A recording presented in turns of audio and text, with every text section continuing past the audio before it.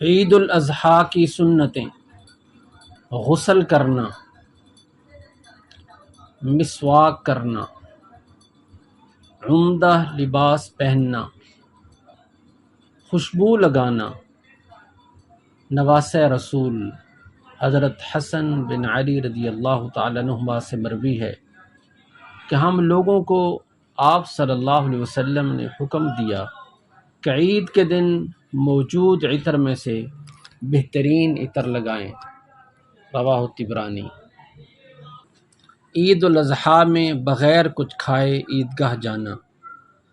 حضرت بریدہ رضی اللہ تعالی عنہ سے مروی ہے کہ آپ صلی اللہ علیہ وسلم عید الاضحیٰ میں بلا کچھ کھائے جاتے اور واپس آ کر اپنی قربانی کی کلیجی کھاتے۔ سنن کبریٰ۔ نماز عید کے لیے عیدگاہ پیدل جانا۔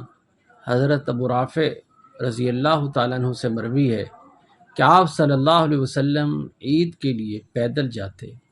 عزیز و اقربا کے ساتھ عیدگاہ جانا۔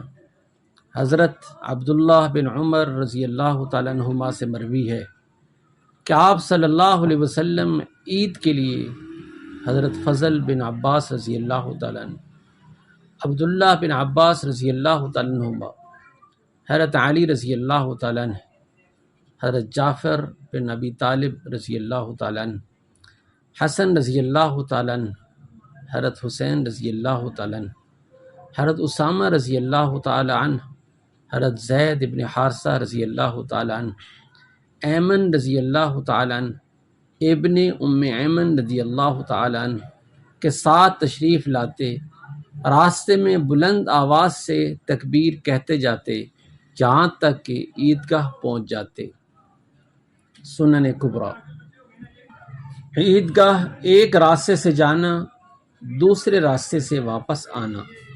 مطلب بن عبداللہ رضی اللہ تعالیٰ عنہ کی روایت ہے کہ آپ صلی اللہ علیہ وسلم عیدگاہ طریق عام سے جاتے اور دار عمار کی طرف سے واپس آتے۔ امام رافعی رحمۃ اللہ علیہ نے ذکر کیا ہے کہ آپ صلی اللہ علیہ وسلم جانے میں طویل راستہ اختیار کرتے اور آنے میں مختصر راستہ اختیار کرتے۔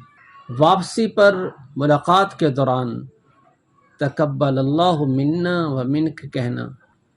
علامہ شعرانی نے لکھا ہے کہ صحابہ کرام رضوان اللہ تعالی علیہم اجمعین عید سے لوٹتے ہوئے آپ صلی اللہ علیہ وسلم کو تقبل اللہ منا و من کہتے تھے۔ عید کی رات عورتوں کے لیے مہندی لگانا۔